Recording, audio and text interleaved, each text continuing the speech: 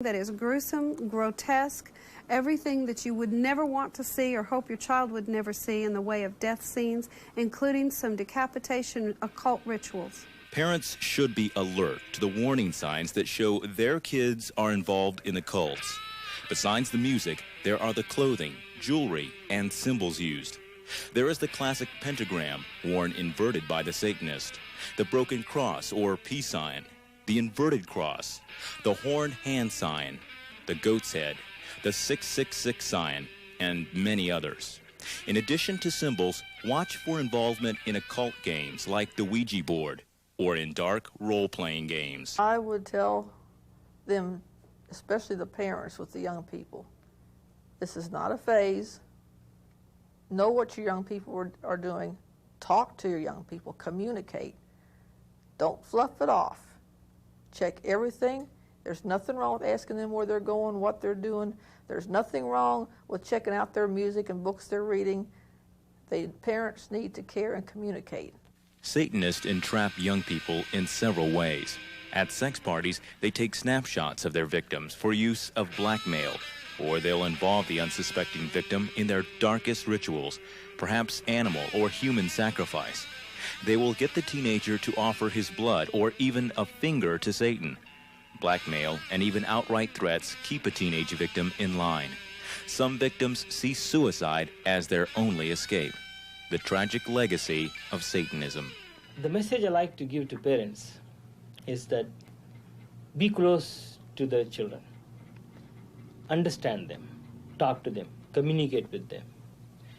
Always find a time where you will make a point to go to their room or sitting in the living room and talk about their school, their friends.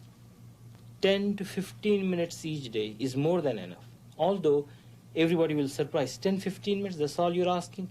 Yes, because they don't talk even 5 minutes in weeks. So 10 to 15 minutes.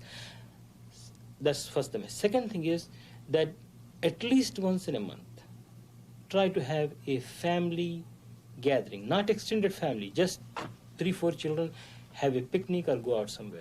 Half an hour, 1 hour. It gives them a feeling of belonging, a relationship. In addition to the personal involvement parents can have in their kids' lives, people can also work against Satanism at the community level. Many schools and organizations now offer seminars on Satanism.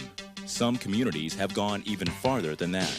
Recruitment is a major part of Satanism, but it's one of the most instantly denied things. And yet it's such a problem that even on our public school campuses, now school boards are having to take direct action against it. I'm reading from the Carl Sandburg High School 1989-1990 Student Parent Handbook. On page 29, it deals with policy, and I want you to hear this. The Board of Education hereby finds that the presence of Satanism and related activities has surfaced in society and that such practices, when present or urged upon other students, cause material interference within a public high school district in that such practices foster anti-social values and attitudes and endangers the health, safety, and welfare of students. Carl Sandburg High School is the #3 school academically in the United States. It's in Chicago. Now listen, no student shall engage in any Satanism-related activity, including, but not limited to the following. Number 1, soliciting others for membership in any satanic group or participation in any satanic-related ritual or practice, inciting other students to act with physical violence upon any other person or living thing.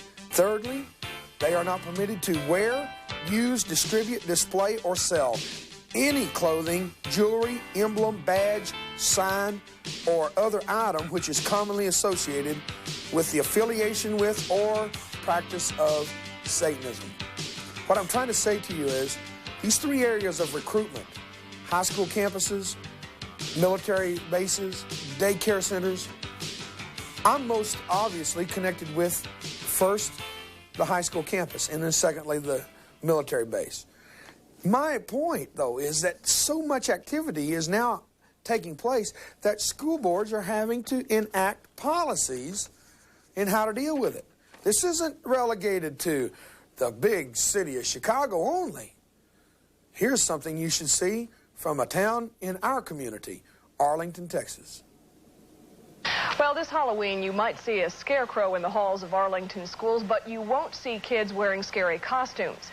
The school district is banning skulls, witches, brooms, and the like because of parent concerns that some Halloween costumes can be linked to devil worship and satanic cults.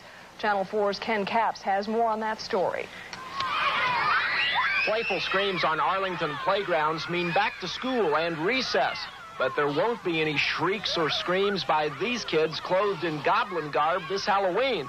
Ghosts and skeletons and other scary characters are expelled. And when you see children in elementary levels coming with Freddy Krueger and their fingers have the knives or whatever he has and the grossness of the costumes, we thought we can do better than that. Atherton Principal Shirley Cole has her kids decorating a school display area with pressed leaves and a stuffed scarecrow. Autumn, not Halloween, will be emphasized. Kids in Arlington will still dress up on October 31st, but they'll be playing the parts of their favorite book characters. October is book month. Which will do two things. It'll give those children an opportunity to dress in costume, but it also will encourage them to read. Satan exacts an agonizing toll in the lives of those who are trapped and in the lives of those who help them escape. Yet those we have interviewed expressed a profound hope for those who want to escape. You have your rehabilitation and your counselors, but it's going to take something stronger in some of these cases. And a good old-fashioned prayer meeting wouldn't hurt anything. There's hope for me, there's hope for everyone. I don't care what the situation. So the number one importance is the cohesive relationship among the family members.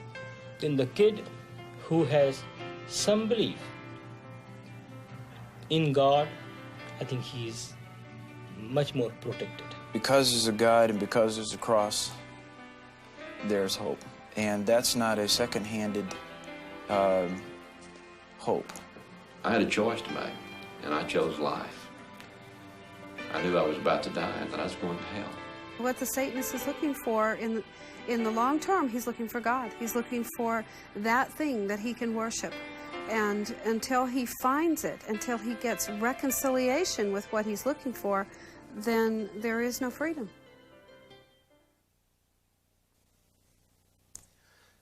Recently, my brother asked me the question. He said, where was Satanism when we were kids?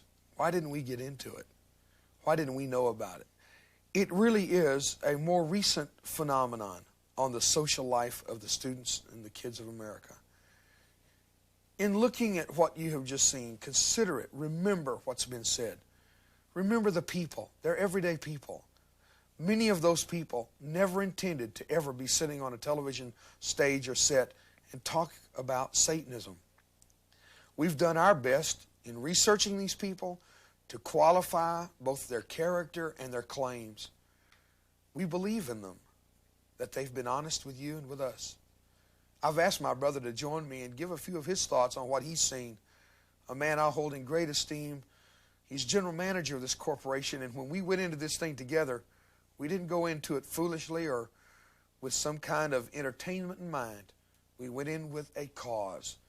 Al Reaver, I'm glad you're with me.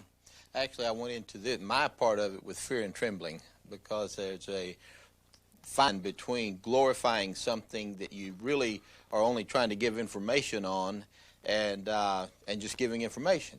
And I feel like that our television department has done a good job in staying on the right side of that line. I'm sure that there are some who have watched the video and they have a question in the back of their mind, and they're saying to themselves, does this prove the existence of Satan? Well, see, that's not the question that we were approaching. That's not what we were trying to do. We weren't trying to prove anything. Yeah. What we were trying to do, and I feel have accomplished, is we have shown that Satanism is very real. The consequences of Satanism are very real. There are really hurting people because of the presence and the activities of Satanism. Now, where a person goes with that is something that they're going to have to deal with internally. They're going to have to ask themselves some very serious questions. But the signs, the evidences, the things that are going on around, and especially on high school campuses, things that I've seen where normally I just drive onto a school campus, you know, and let my teenager out and drive off. The other day I drove onto the campus and I looked over, and under a tree was a large group of young people, all of them, every single one of them dressed in black. And I thought, there's no reason for that unless, you know, and then it clicked. There's probably something going on. Did you know, Dave, I watched it over a period of days, and one day as I drove by, I saw two boys there fighting. Everybody just standing there looking, just grinning. And when I say fighting, I don't mean just kind of hugging and rolling around in the dirt. One of them was holding the other one's jacket over his head and was kicking him in the stomach. It was vicious, it was cruel, and it went exactly in line. I slowed down, almost came to a stop to see if there was anything to do, and he let the boy go, and the boy took off running. But just to see and know what is happening on our high school campuses ought to put the fear into people, and enough to start to take some action. Well, our campuses are beginning to be more violent than they've ever been. There's more at stake than there's ever been. I think today we have, through this video, shared with you what we see as the trends, some consequences. I don't think we're prepared for it in America. We don't have all the answers. I don't know if we gave you enough answers to really help, but at least we have tried to do something to bring an awareness of what many people, especially those on the fringes of Satanism, are denying exists. They're saying there is no such thing. Ask those families of 15 dead people in Matamoros. Ask the families of the Night Stalker's victims. It's very real. Are you prepared for it? I'm Dave Reaver. Thank you for being part of this program today.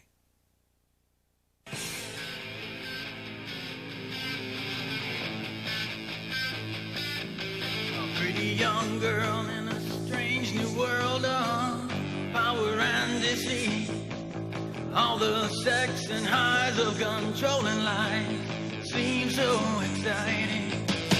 But now she's 1 month to